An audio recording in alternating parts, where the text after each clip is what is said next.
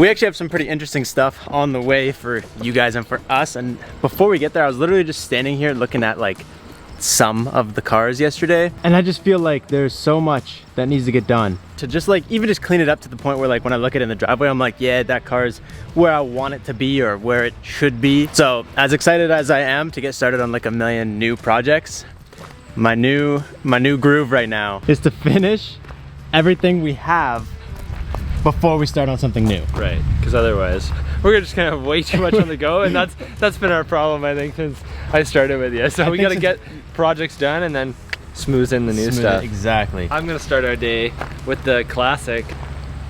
We need the booster because my battery's dead. This car has needed the most love for the longest time, and every time we go to a drift event, we say like, oh yeah, we'll fix it before the next one, and then we just don't. So we're starting with this. I forgot you fucking destroyed the exhaust.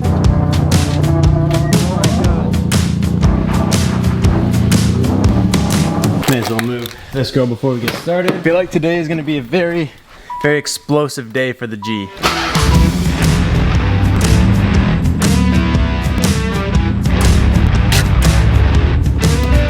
If you guys have seen any drifting content from us, you know one thing for sure is that this Fat Piglet overheats like crazy. Now this thing, for those of you guys that don't know, this is a fully original car, completely stock. 421,000 kilometers on this thing. Yeah. So it's overheating a little bit at the track. Chris has been getting 3 laps. Yeah, 3 laps consistently, but the 3rd lap, you know she's moving up. Yeah, and now it's just getting hotter and hotter as the summer progresses. Like today is supposed to be like 40 degrees. If we were at the track, you'd get like a lap. I think we should update them on, we can't give you guys at all a confident answer towards whether the hood vents worked or yanking the bumper, because I think the engine's age speaks for itself. It definitely helped, but I think that it helped minor because of the age of the engine. Yeah, well, you can only pump so much heat through the hood vents. When we took the bumper off, actually it helped a lot. And I think if we didn't have the hood vents, the bumper coming off wouldn't have helped as much. Yeah, I think it really started to flow. Regardless, every time we go to the track, we say we're gonna fix this stupid car, and we never actually do it. So, our boys at Yonaka, the one company you wouldn't realize has Nissan parts, hooked us up with a 350Z rad. So we're gonna pop this bad boy in today. But first, we're gonna have to pull the old nasty one. The old crusty dookie out of there. This paired with going full drift mode on this car should make it a little bit more fun for you to drive on the track, and also hopefully maybe more laps.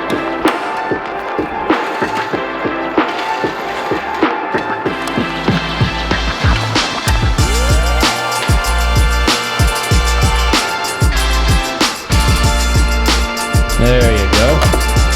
Yo, not gonna lie, that is some of the nicest looking coolant I've seen in a while.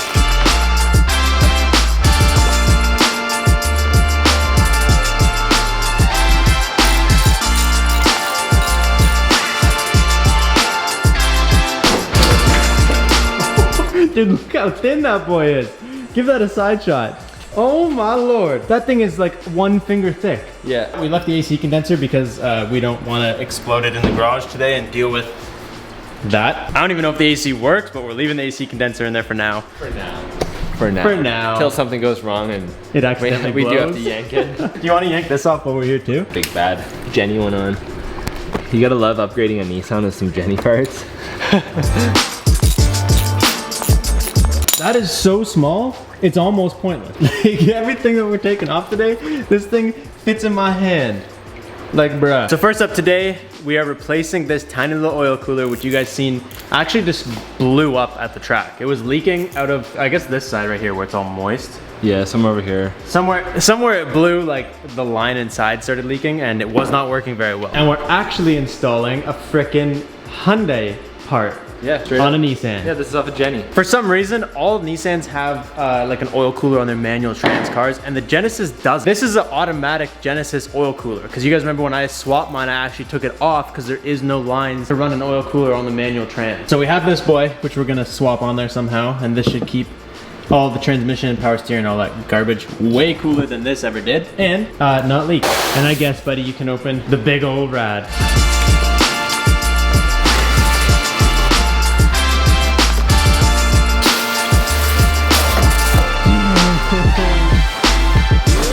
That is sexy. I'm impressed. because I've always looked at Yonaka as a Honda company, but the fact that they have Nissan stuff gets me kind of excited. So you guys know that I run Yonaka rads in both my Hondas, and they actually do a fantastic job, and we found out that they make some stuff for Nissans. Now, this thing is actually a 350Z rad, but Chris owns literally the same year G and the same year 350Z. Yeah, I took a quick peek in the Z's engine bay, and they literally look the exact same. So my assumption was we're fitting this thing. Basically, whether it wants to go or not, we're gonna make this thing go, but most G and Z platforms of similar years they basically share, oh my God, that was a hard thing to say. They basically share tons of the same parts. They're like the same car, same platform. The only thing we notice on this rad is that the actual filler cap is on the opposite side, but other than that, dude, like this is the stock boy. We got 2 feeds here. We got 2 bottom ones here. The mounting points might be a little bit narrower. Like, it looks like this is a little bit more spread out than these are. Yeah, but that's nothing we can't, it's nothing we can't handle. The side shot, damn, son, look at this. Huge difference. Look at this little dinker boy. And then this is, it's probably just a dual core. And of course, like all Yonaka rads, came with a fan shroud and fans, which is super mint because this is like exactly what you want, right? Nice and proper. It'll pull air directly through like it should. Look at this. I feel like that's almost... It is. It's literally the same thickness. Look at that. Yeah. Front to back. Exactly the same. So this fan shroud is as big as this entire doubly thick with fans. With fans. So let's get started. We'll put this rad in and then we can make our way to the big boy stuff, which I'm super hyped for, which entails completely gutting this car. And there she is, folks. We're pulling the thermostat just in case. If it doesn't fix the overheating problems, at least we can run it and the car will cool itself way, way down. Because with a thermostat, basically it'll close when it gets to a certain temperature. If we can get the car lower before we get it out on the track, just by leaving it running and letting the coolant cycle, we will hopefully be able to get more track time. So we're yanking it.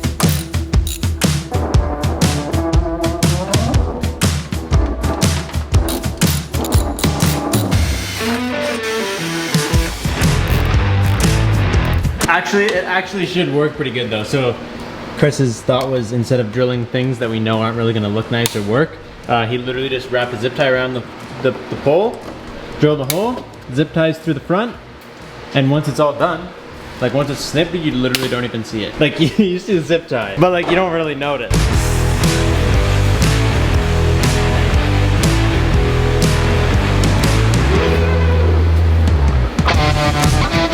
That should hopefully be the solution to the cooling problems on the G. I got this oil cooler mounted up where it kind of like will still flow. There's not really anything behind it. We did have to do a little bit of cutting on these because these had some bends.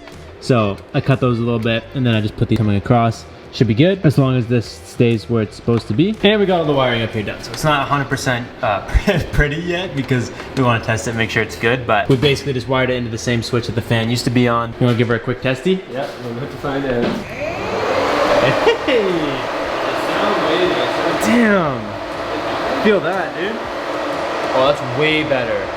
That's a significant difference. Dude, the stock one was literally like a natural breeze. Wow. The stock ones literally felt like someone was blowing on you. This is actually, you can hear it just working. So we just gotta put some water in the rad, and then we gotta put a little bit more power steering fluid in there because some leaks out when you do the oil cooler. But it is like a million freaking degrees today, and I do not feel like running this car in here for 25 minutes to bleed everything. So we're gonna pause. And before we get carried away with bleeding all our fresh cooling system, we're moving on to the big boy stuff. For the G, we're thinking we're gonna go the same route as the Genesis. Instead of trying to just add a ton of power, since we're still learning, we're gonna try and remove a ton of weight to help us it kind of like mimic gaining power, but also just make the car slide better because this thing's a freaking boat. Check this out. This car, for those of you guys that don't know anything about G's, this is the rear seat. I'm in the rear of the car. The rear seats, they freaking recline. Because this is a swagmobile, and swagmobiles have reclining rear seats. This car is full of just some early 2000s swaggy features like that I mean, I guess it was cool at the time, but if anything, that's just adding a ton of weight to the back seat. These seats are like fully bolstered, leather, reclinable, 1 million pound seats probably. I don't know if it was in one of our previous drift videos, but when they went to inspect the car, they said I had to take a bunch of stuff out of the trunk. So the trunk is like somewhat kind of gutted. There's like a couple pieces. There's a couple pieces we can still pull out. But what we're thinking is we'll pull the seats out, we'll yank the carpets out, and then whatever else that we find along the way, and make it a little lighter than it is, a little more, you know, of a drift feel. But we're still gonna keep the front door cards in and a little bit of the dash just to keep it classy, you know? It's a G. We're trying to keep it like Jenny vibes, where when you get in it, it feels nice, but it feels like a race car at the same time. We gotta yank the stuff, everything out to get the carpet out, so. Yeah, full drift car mode, baby. I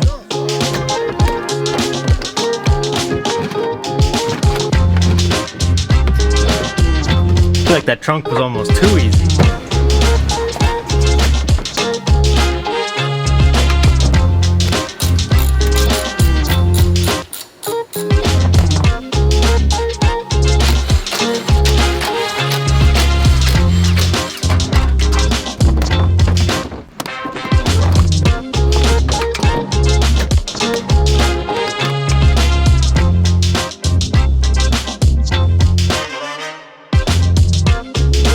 Yo, this car is so interesting. Like, check this out. Underneath all these carpet pieces, there's like little insulation trays. Like this one, literally, it's got a little wet. I'm not enjoying that. Like this styrofoam with insulation glued to it underneath all the floorboards. And when you take it out, it leaves the dumbest shapes.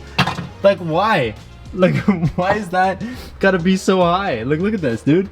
That's a deep space. And they just threw hella insulation everywhere. There's like insulation, there was insulation all around here. You guys can see it here. This thing's obviously meant to be like a luxury car, and this keeps it like super quiet, super comfortable temperature wise, probably helps hold heat. So we got all the carpets out. There's another one of these freaking insulation things. We got all the seats out. I just went ahead, took all the roof racks out while I was working in the back seat, so this is gonna need a quick little wax, but should be fine after that. Can't lie to you guys, for some reason we expected the inside of this car when we gutted it to be way prettier than it is. I feel like I was expecting it to look as flat as the Jenny will say, maybe not necessarily as clean because this thing's been around the block a couple times, but yeah, I expected it to for sure look like flat. Nice and flat. I am slightly concerned as to what this thing is. Mainly because right here, made in Germany, and this is supposed to be a Japanese car. I'm slightly disappointed that Nissan has German parts in it. But now before we put everything back in, I'm actually really curious how much we took out of this car, and I actually really just want to know what those front seats weigh, because we're gonna probably put seats in this car because those seats are the farthest thing from like a drifting seat that you can get. They're like big boat chairs. They don't have any bolstering barely at all, and they don't hold you. It was not designed to be a sporty car, dude. You could just slide in and out of these seats so easy. So the only difference between this pile of junk and the Genesis was the Genesis had a lot more small things that you could stack on top of to get the weights. This stuff doesn't really have like little items that you can build onto on top of the scale. So I'm thinking we do the classic, you hand me the stuff, I stand on the scale, and we just take my weight out of the equation.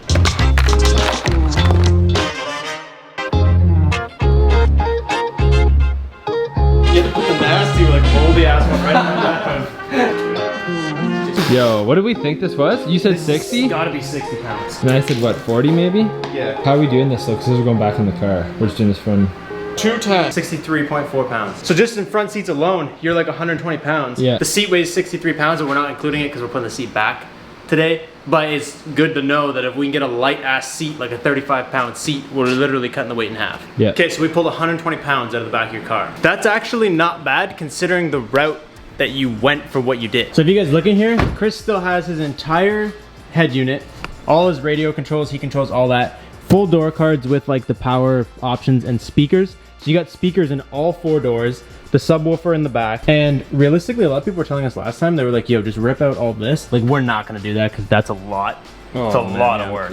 But if you rip all that out, apparently that stuff weighs a ton. And he also had nothing in his trunk when we started. So he already had his spare tire was fully gone, the whole toolkit was fully gone, like the trunk liner, like floorboard was all out of there. You would have been a bit more if you went like full send, like I did on my Genesis. I still think 120 pounds is still pretty good. That's like getting someone out of your car. Yeah, right. A trailer hitch to go to. Oh yeah, we forgot the trailer hitch. Honestly, I'd say your trunk, my trunk was like 40 pounds. How much was your total on the Jenny? 210. I did really good. But I had a full interior. You already had some missing. Okay, so here's what I can tell you. Whoever you sold this car to in between you owning it and you owning it did one shit show of an exhaust job. What the actual is going on here, dude? There's literally just, he cut it off right here, okay? There's all around as an exhaust hanger. Look at this. Yo, look at this! This is my leak! This is why she sounds like a bag of Winkies. It's all rotten, dude. I was just coming up here to say, like, these have obviously been scraped. That was probably you, though, because you're a slam boy. Yeah. But dude, it looks like it was cut at one point. No, I think she was probably just brittle, rotten, and like. Oh, maybe it was. Yeah, look. Yeah, look. It's been welded. It's been welded. Tacked it on. So someone tacked it on and it was just a terrible job. Because that looks like a nice sharp line right there. Yeah. That's from when we drop on the track for sure. Oh, 100%. That's where that big massive clip is that you scrape. Trailer hitch is exactly the same as the one I had on my Civic when I bought it. So it's gonna be a little bit less weight than I thought. Yeah, me too. I'm actually looking at this thinking how funny it is that I was tugging a boat with it.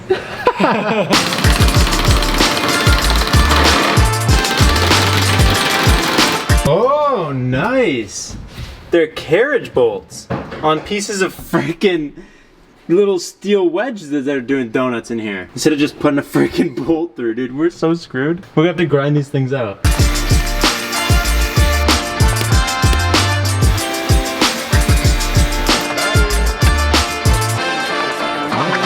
We cut your bumper right in this bend, right where it bends down, just straight across the whole thing. Might clean it up quite a bit.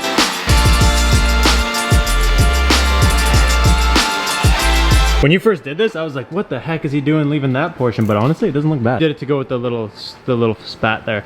Yeah. I like it. All right, here's what I need to know. Oh, that dude's actually heavier than he looks. 165.6. That's another 18.6 pounds, dude. That's not bad. Now you're at 140. Okay.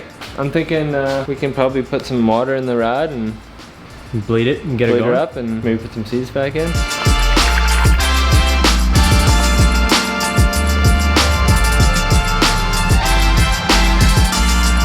Okay, we're bled. We made a massive mess because at one point it just started gurgling everywhere. We're gonna need to get a new hose for this because this is super stretchy over to the bottle, but the bottle's filled, rod is filled, everything burped is good.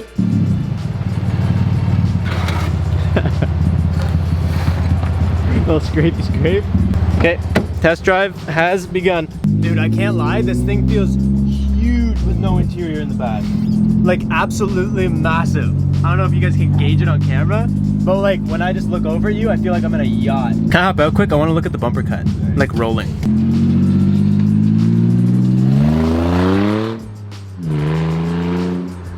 No. I'm gonna say no, thank you. No, exhaust is on the list, dude. We are not going back to a track like that. I will say though, without the roof racks, this car looks a lot more sleek. We've always had roof racks on this thing its entire life. And without them, it's not as sporty, but I kind of like it. Look at this thing. I kind of like it with no racks. Yo, you sound like the definition of a bag of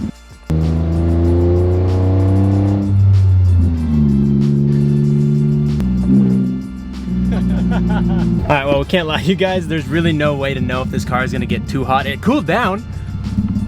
It was at operating temp when we left, and our drive made it colder, which I guess is a good thing, but there's really no way to know how much this did. Have to wait. You guys will have to see a follow-up at a track because that is like the true test. It never overheated on the road before. Only ever right? Huh? It never really overheated on the road, only on the track. Yeah. So there's no way for us to go out and figure out if it did enough, but we're hopeful. So this thing, it's a little dutty still, but we'll get in here. We'll clean it up. Actually, probably tomorrow. Chris will do that while I'm editing this video up for you guys. And one day it'll be as, oh, we're locked.